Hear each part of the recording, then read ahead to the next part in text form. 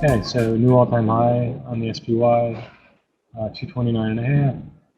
And we talked about on that breakout, above 227.50, the easiest thing for it to do would be to work its way up to 230 here. So we're almost there. See what happens after the open.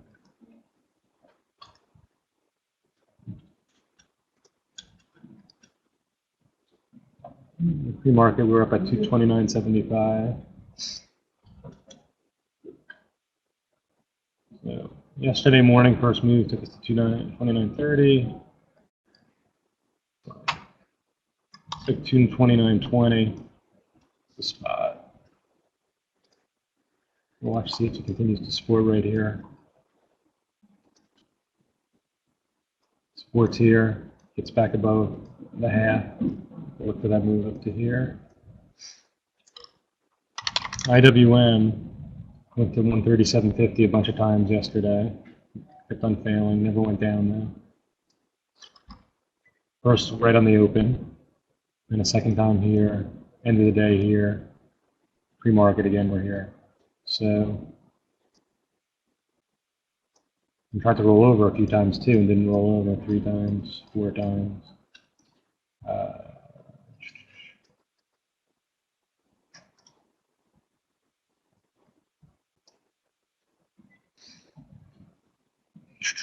So this crazy move was to 38.80, and the lower high was 38. So if we can take out that 37.50 where it failed yesterday, this is the spot. Let's call it 37.80 to 38. The close above that, you can get another squeeze. Eesh. Good move. Just incredible move. This is the election move. The pullback, the next move. We've been consolidating now for a month and a half, almost 2 months. So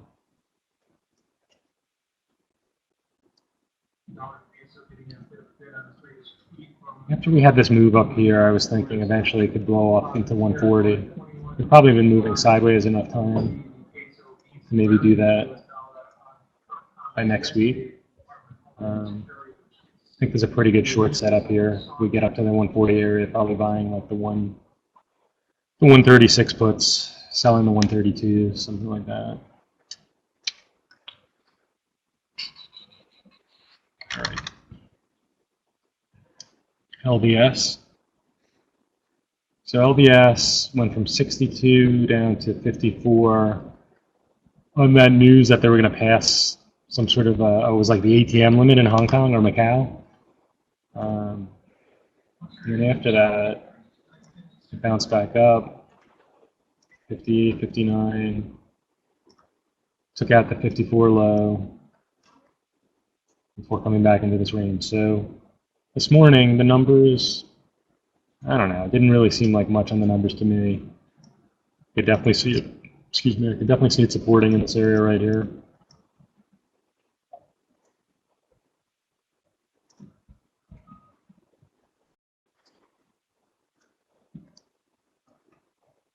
So first thing was they did flush up below 54, got almost to the half.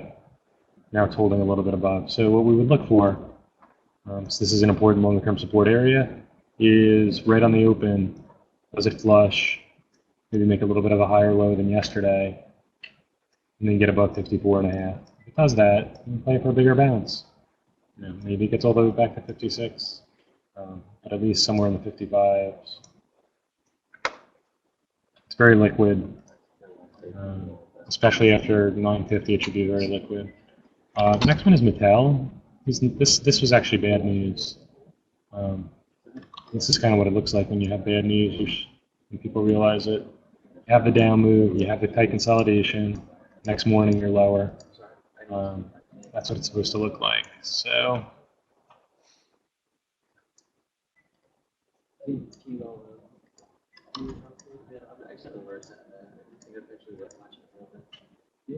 And then in the pre-market, it tries to pop up here, and it bumps up against yesterday's support area, after our support, 28.25, fails, comes down a point.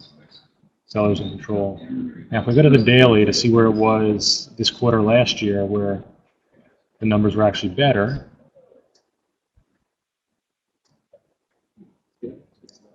this is how longer term people are going to be looking at it at hedge funds, mutual funds. So last January, when they reported, the thing gapped up to 28.5. Had a crazy move over a few days to 34 before coming back in and testing this 30. And now the numbers are 10% worse than what got it to gap up here. So it makes sense to me that it would at least be down in this area here. The real question becomes, can they push it all the way back down to 26? Or lower?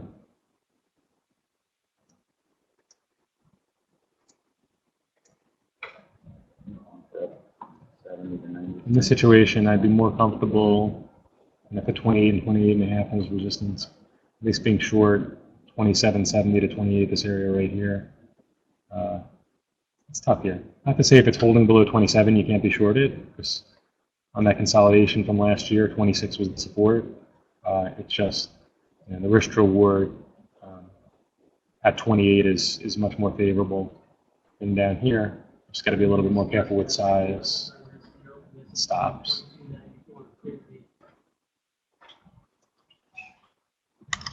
eBay, I think the only reason it's really up is the amount of merchandise on the site being sold is ticked up. The fear for most people is Amazon, as they continue to get stronger and stronger with their marketplace, is that eBay, what was going on there would start to deteriorate, but year over year the numbers are better. That may have something to do with owning StubHub now. But regardless, I think that's what's driving the stock higher. Other than that, I'm not really sure there was any reason for it to be going up.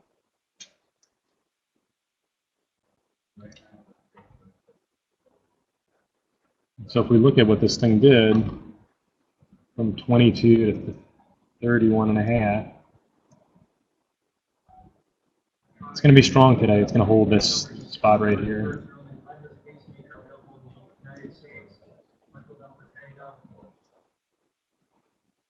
$31.60. I put on here. Yeah, I put on 31.60. So 31.60 to 31.50, that area right there. Let's see if it holds, and then test this 33 again. You can see it tends to be a little bit messy. It's pretty jaggedy. As it was going up, just a lot of big up and downs.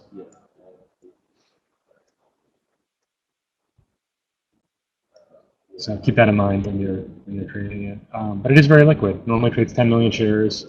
It'll do 20 million plus today, maybe even 30 or 40. So that's, anyone can trade this. The next one's a little bit of a thinner stock. This is at an all-time high, so I wanted to include that. They did raise guidance. I wasn't that impressed with the numbers, so just let's say it's going from the mid-70s. It's about 20%. It's moved up 20% from the beginning of the year, from year to year.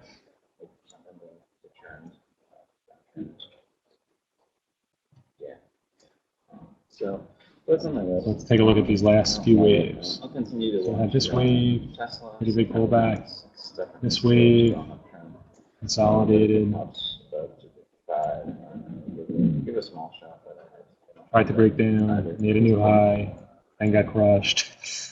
So it has the propensity, it's gapping up. There's nothing that impressive that I saw from the numbers. It fails up above here, above 90, you might get a 3 to 5 point pull. Yeah.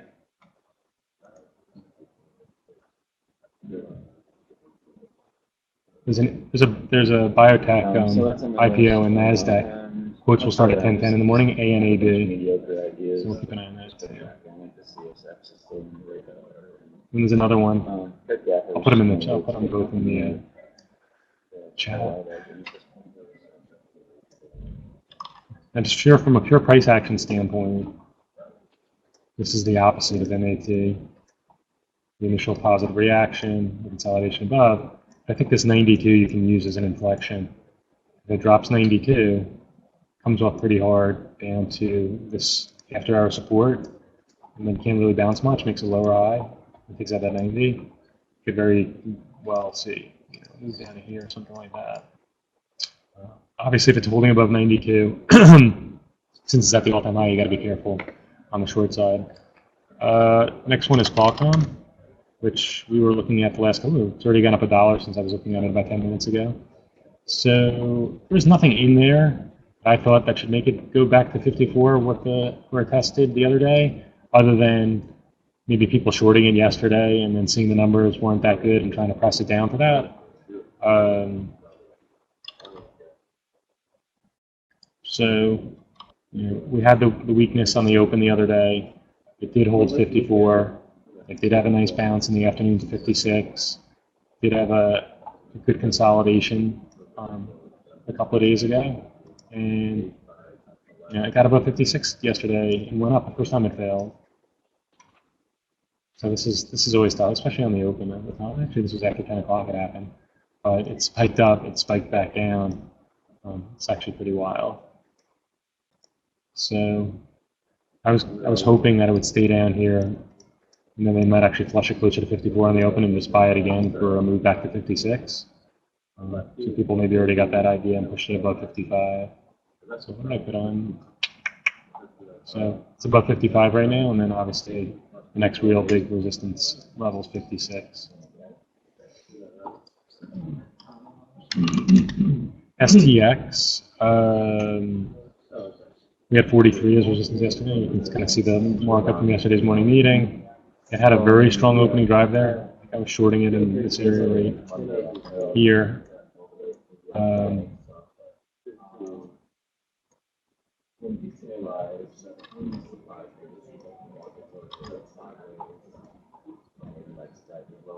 So after initially having a little bit of trouble here at 45, then it had a second leg to 46, pulled in about a half a point before pushing higher.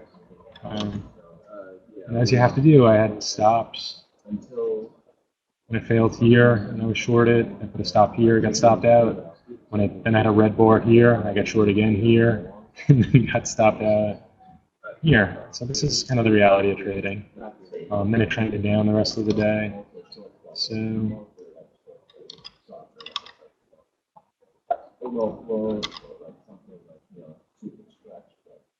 it was nasty. The first time it came back down below 46, it spiked all the way back up to 46.40, but it didn't finally make a little bit of a lower high. Then when it made a lower low and then held 46, then it became a decent short, at least or move back into here. Again, it's the opposite of what we saw in terms of the reversals that had bounces a few days ago that went down and then reversed up. It put in its top in the first hour. Then it made the lower high right here. At what time was this? 10:45. Pushed down to 45 and it held below 45 midday and what came off another $2.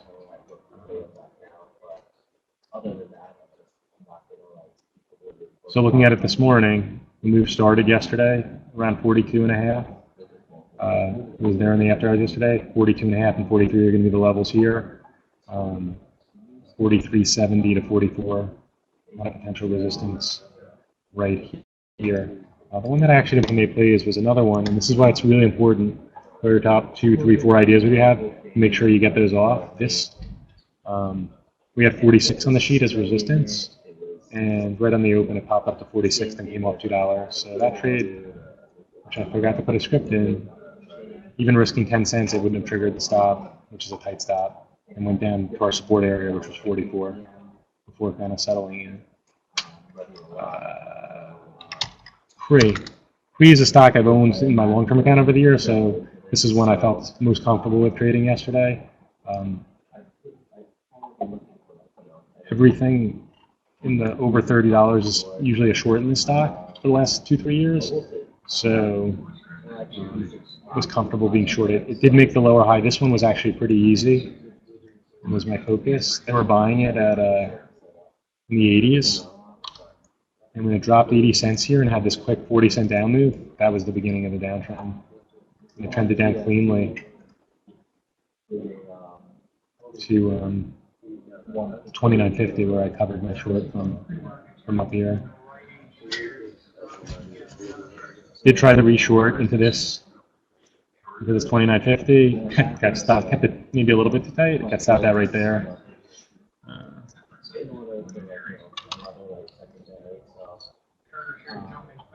So 29.50, this area here to me is a spot that I continue to look to trade it on the short side. 29.65 to 29.50. I think we can test this 28 right here. Feel that. Yeah. All right, so that's it. We're finishing right at 9:09. As I said, I'm going to continue to try and do the meeting around 8:50 and wrap up by 9:10 to give you a full 20 minutes to prepare for the market open. Be patient and good luck. Hope you enjoyed that video. You can actually watch that video if you're subscribed to our Trader 90 before the market even opens. What stocks are in play? What levels in those stocks are important? And how we might go about attacking that stock. That's Steve Spencer, 20-year veteran trader, laying it out there every morning before the market even opens. A really, really powerful tool to start your session off on the right foot. So right now we're offering a trial that you can take advantage of to access this meeting and other meetings throughout the day. We have a meeting at 11 a.m. Eastern where you can sit down with Mike Bellafiore and listen to him talk about what's going on during the morning session, what stocks were in play, what the best trade opportunities were, as well as maybe some things that we're looking at heading into the afternoon session. So I really encourage you to take advantage of that trial.